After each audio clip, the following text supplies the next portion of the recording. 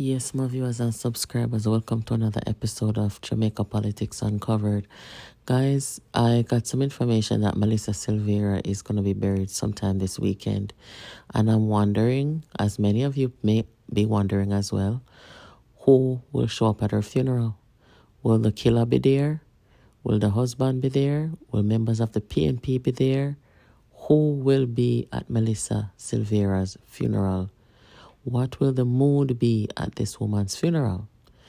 Considering the fact that the husband and people close to her first reported that she died in her sleep, quote, peacefully, quote, of aneurysm. And we had people came out saying, oh, I was there. 10 o'clock the following morning. She had a little bit of blood out her nose. All sort of thing. And then we come here say a gunshot. But yet, a little bit of blood. Lots of suspicions. And I'm wondering, who will be at the funeral? What will the mood be? Will the husband avoid going so as to not make other people uncomfortable? There's a cloud of suspicion around him. Will Mark Golding come and support the family? Will he support the husband? What will happen? It's a very strange thing. 2 months ago, Melissa was killed on November 10th, 2023. So, will the PNP Women's Movement President, Patricia Duncan, will she be there?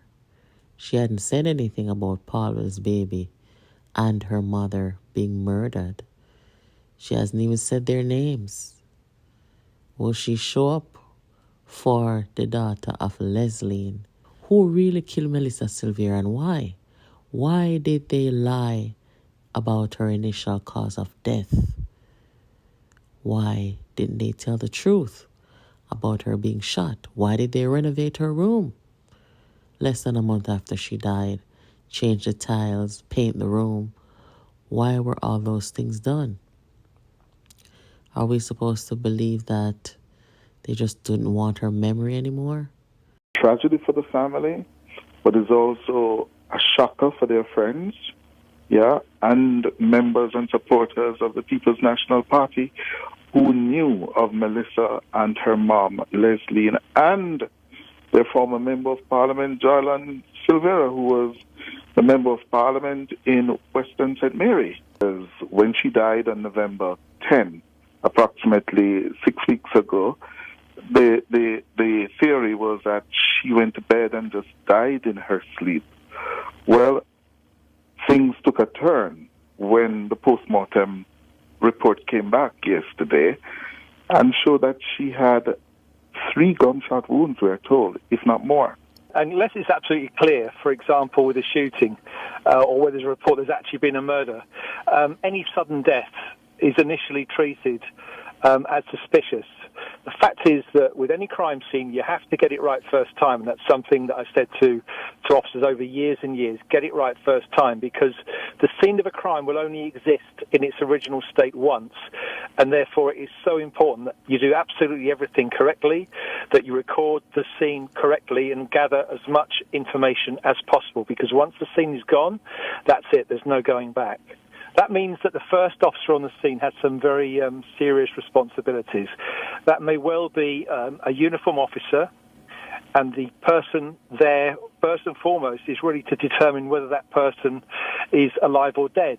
But of course, a police officer can't do that. Sometimes it might be totally obvious. If it's a decomposing body, quite clearly the person is dead. But if the person it may be breathing, it's important that officer establishes, is the person alive, and to get medical attention there as soon as possible. Because clearly the police first priority always is to preserve life. And once that has been done, it may be that we're moving the victim to the hospital as soon as possible.